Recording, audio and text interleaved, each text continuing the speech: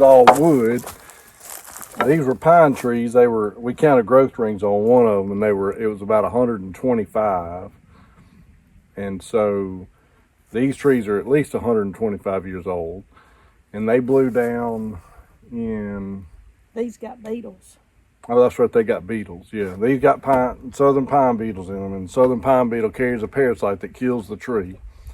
It just kills it. You'll just start noticing that out in your woods, you just have these dead pine trees that start appearing. And if you don't get them out, then the beetles spread to all your other forests or your other pines. And even sometimes when you do get them out, they spread. But yeah, anyway, we go in and we cut the tree down. In fact, there's a couple that are at the house that we've cut down that I got a mill. And then we have a buddy who's got a portable sawmill, and he brings it over, and we turn those dead trees into lumber. And so we've had this drying at the house for probably a year or two now, because it's green. You know, still, even when the tree's dead, the wood still has a high moisture content. And so you stack it like this. We call these, some people call them stickers. We call them stacking strips. And you do like that, and you put your next board on top of it. And that just lets the air flow through, and that helps dry the wood out. But this is what you hear people call heart pine. This is heart pine. And it's full. Sometimes we'll find a piece that's bleeding sap. If I see something, I'll get it and show it to you. And so we're over here at the creek, at Cottle Creek. Walt and I bought this piece of property over here years ago. I don't know how long ago it's been now. Long time, 5 or 6 years probably. And so we just now have decided to build a little cabin on it. I mean, we've been talking about building a cabin for years over here because we love the creek so much. But this wood's been drying, and we knew we were going to use it to do it because we're doing it low budget, and doing a lot of the work ourselves. And so we've been waiting for it to dry, and we've decided to get started. We've been putting in floor joists. I told Hannah through my lifetime, or through our marriage, I've lost track of how much wood I've stacked, because Hannah's daddy would do the same thing when the beetles came through. And so I told Hannah, I said, I can't stand to stack wood. And I can't, it drives me nuts. Like, I'd rather you pull out my toenails with a pair of pliers. And so we're going to do this a little bit, and then we're going to go over there and put floor in. Then we're going to do this a little bit and go there and put floor in. So what happened though is all these 2x4s were stacked on top of the wood that we needed for the floor joist. So we had to get all the 2x4s off, move them over here because we're going to need them eventually. Get them stacked over here, and then we're fixing to go back to the barn in a little bit and get a load of wood to do floor joists with. So we'll video that too. See y'all later. I guess we should say for the people that are watching, we are not professionals. Yeah, as you can tell, we're sharing one drill today. That I just dropped on the ground. That be because, and we are going to put more than one screw in these floor joists. Y'all are probably thinking, Lord, they really don't know what they're doing. You got to get it straight on.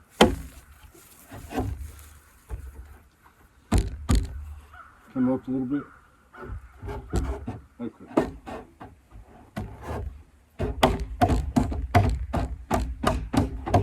All right, just hold what you got. But we do. We kind of know what we're doing.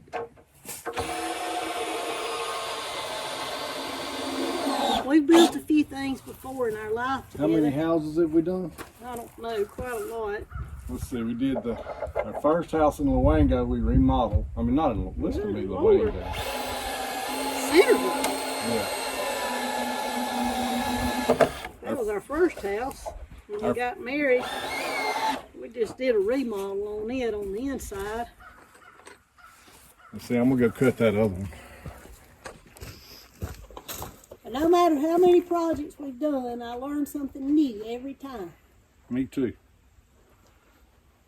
I usually learn an easier way to do things too, every time.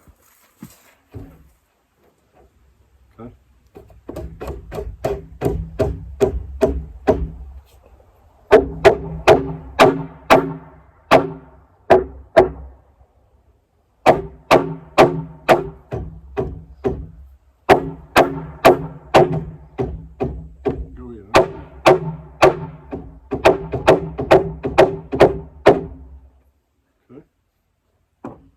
Yeah, so let's see, we did, you got the drill. Uh-huh. bought that house in Bibb County and we remodeled it.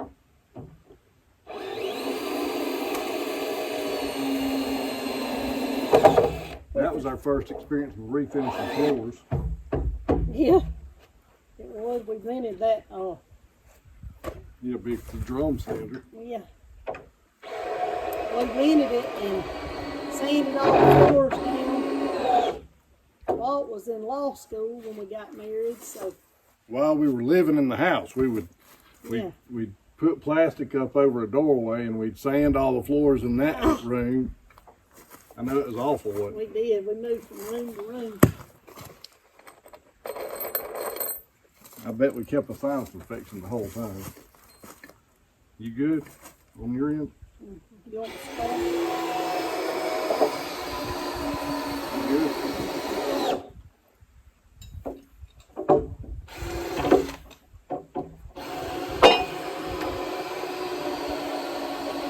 Walt likes to get me out here though and boss me around like I work for him. I told him I didn't work for him.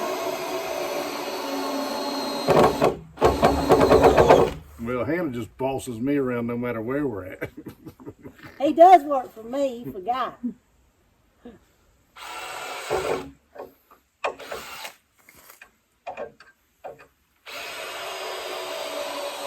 hope to have many good years out here, though, of being able to come out here and spend the weekend, have a place to play, a place to get in out of the weather at night. We're going to build a little part up in the top of it, coming out of the roof like a, what do you call that? You always called it a cupola. I don't know what they're called, Yeah. like a crow's nest or something. Yeah. Anyway, for Walt to have a desk up there so he can come over here and do some of his writing.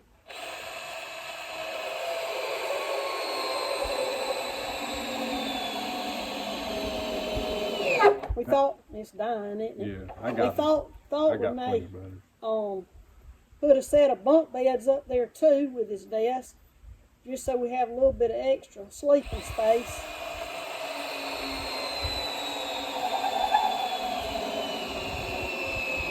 That way I can go up there and say, I'm gonna be upstairs writing for a little while, and then I'll turn on some soft music, and I might lay in one of those bunk beds and wait for some creative visions to hit me.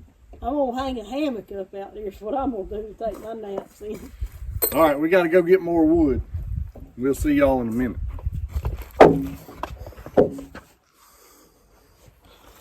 Okay, so we're back out here at the house. We have we went and got a load. We loaded up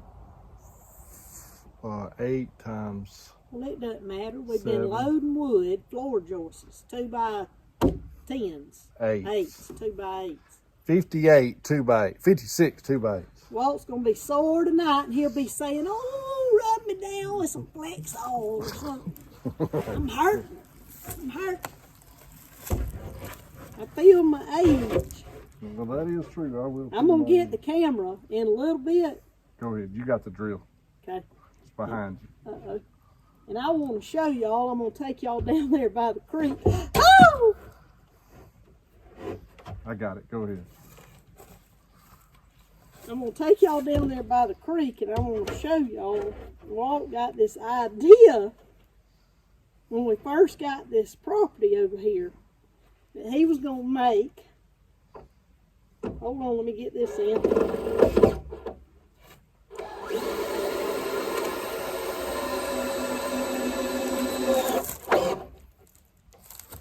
Huh. You ready? Mm-hmm.